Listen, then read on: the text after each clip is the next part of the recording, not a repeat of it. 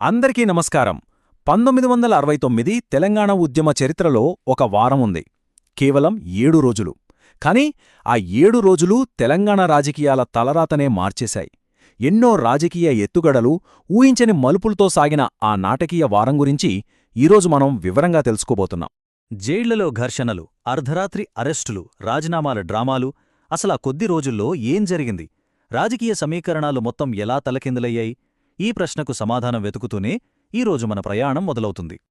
ఈ మొత్తం కథెక్కడ మొదలైందంటే ఒక జైల్లో, అవును, ముషీరాబాద్ జైల్లో జరిగిన ఒక ఘర్షణ ఆ వారం రోజుల గందరగోళానికి నిప్పురాజేసింది. ఆ రోజు జూన్ 24, 1969న ముషీరాబాద్ జైల్లో ఉన్న తెలంగాణ సత్యాగ్రహుల మీద అక్కడే ఉన్న ఆంధ్రా ఖైదీలు, కొంతమంది జైలు సిబ్బంది కలిసి దాడి చేశారన్నమాట. అది చాలా దారుణంగా జరిగింది. దాదాపు 70 మందికి పైగా ఉద్యమకారులు తీవ్రంగా గాయపడ్డారు. ఇక ఈ వార్త బయటకు పొక్కగానే పరిస్థితి ఒక్కసారిగా వేడెక్కిపోయింది. ఓకే, ఇప్పుడు చూడండి ఆ వారం ఎంత వేగంగా గడిచిపోయిందో. ప్రతిరోజూ ఒక ట్విస్ట్. జూన్ 24న జైల్లో గొడవతో మొదలైంది. వెంటనే మరుసటి రోజు 25న టాప్ లీడర్స్ అరెస్ట్. ఇక 26న నిరసనలు హోరెత్తాయి. 27నైతే అసలు ఊహించని రాజీనామాల డ్రామా. జూలై 1 కల్లా జనం రోడ్ల మీదకొచ్చేశారు. ఒకదాని తర్వాత ఒకటి, అన్నీ ఒక గొలుసుగట్టు రియాక్షన్లాగా జరిగిపోయాయి. జైల్లో దాడి జరిగిందన్న వార్త బయటికి రాగానే ఇకంతే, కార్చిచ్చులా వ్యాపించింది. జనం తట్టుకోలేకపోయారు. 100 మంది జైలు దగ్గరికి చేరిపోయి ఆందోళన మొదలుపెట్టారు. పరిస్థితి చెయ్యి దాటిపోతుండటంతో పోలీసులు గాల్లోకి కాల్పులు జరపాల్సొచ్చింది. అంతటితో ఆగలేదు. విషయం తెలుసుకుని అక్కడికొచ్చిన ఎంపీ జి వెంకటస్వామిగారు జీపు మీద కూడా దాడి జరిగింది. ఆయనతో పాటు ఒక జర్నలిస్ట్ అవినాష్ మిశ్రా కూడా గాయపడ్డారు.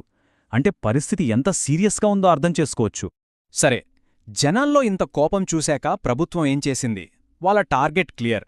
ఉద్యమాన్ని నడిపిస్తున్న తలకాయల్ని దెబ్బతీయాలి. అంతే. జూన్ 25 తెల్లవారుజామునే ఒక మాస్టర్ ప్లాన్ వేశారు. జైలు ఘటనను ఖండిస్తూ సమావేశమైన 16 మంది టాప్ లీడర్లని ఒక్కసారిగా అరెస్టు చేశారు. ఇక్కడే ఉంచితే గోల ఎక్కువవుతుందని వాళ్లందర్నీ ఏకంగా రాజమండ్రి సెంట్రల్ జైలుకు తరలించారన్నమాట. ఉద్యమానికి నాయకుడు లేకుండా చేస్తే అదే నీరుగారిపోతుందని వాళ్ల ఆలోచన. అరెస్టైన వాళ్లు మామూలు వాళ్లు కాదు, ఉద్యమానికి ఊపిరిలాంటి వాళ్లు. డాక్టర్ చెన్నారెడ్డి, కొండా లక్ష్మణ్ బాపూజీ ఇలాంటి పెద్ద పెద్ద నాయకులందరినీ లోపల వేశారు. అంటే ఉద్యమం తలలేకుండా మిగిలిపోయినట్టు అయింది. ప్రభుత్వం అనుకున్నట్టే ఒక పెద్ద శూన్యాన్ని సృష్టించాలని చూసింది. నాయకులు జైల్లో ఉన్నారు కదా అని ఉద్యమం ఆగిపోయలేదు. నిజానికి అది రూపు మార్చుకుంది. వీధుల నుంచి పోరాటం కాస్త అసెంబ్లీ వైపు మళ్ళింది. ఇక్కడే అసలు సిసలైన పొలిటికల్ డ్రామా మొదలైంది. లీడర్లను అరెస్టు చేశాక జనం ఇంకా రెచ్చిపోయారు. జూన్ 26న లాయర్లు ఏకంగా 400 కార్లతో ర్యాలీ తీసి ప్రెసిడెంట్స్ రూల్ పెట్టాలని డిమాండ్ చేశారు. స్టూడెంట్స్, టీచర్లైతే తెలంగాణ మంత్రులిళ్ల ముందే ధర్నాలు చేశారు. చివరికి బ్రూక్బాండ్ కంపెనీ కార్మికులు కూడా మొదటిసారి సమ్మెలోకి దిగారు. దీంతో తెలంగాణ మంత్రుల మీద ప్రెషర్ విపరీతంగా పెరిగిపోయింది. రాజీనామా చెయ్యండి అనే నినాదం మార్మోగిపోయింది. ఇంత ప్రెషర్ తర్వాత వాళ్ళేం చేస్తారు? ఫైనల్గా తెలంగాణ మంత్రులందరూ ఒక నిర్ణయానికొచ్చారు. అందరం కలిసి మూకుముడిగా రాజీనామా చేద్దామని. ఇది ఉద్యమానికి పెద్ద బూస్ట్, ప్రభుత్వానికి పెద్ద షాక్ అనుకున్నారందరూ. కానీ కథ ఇక్కడితో అయిపోలేదు. అసలు ట్విస్ట్ ఇక్కడే మొదలైంది.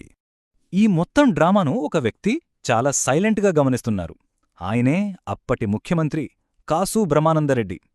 ఆయన అందరికన్నా ఒక అడుగు ముందు ఆలోచించారు. ఆయనకు తెలుసు, తెలంగాణ మంత్రులు కనుక రాజీనామా చేస్తే ఉద్యమానికి అది ఒక మోరల్ విక్టరీ అవుతుంది. అప్పుడు తన కుర్చీకే ఎసురు వస్తుందని. అందుకే వాళ్ళు యాక్ట్ చేసేలోపే తనే ఒక మాస్టర్ స్ట్రోక్ వేయాలని నిర్ణయించుకున్నారు. ఆయన వేసిన ప్లాన్ చూడండి. సింపుల్గా 4 స్టెప్స్.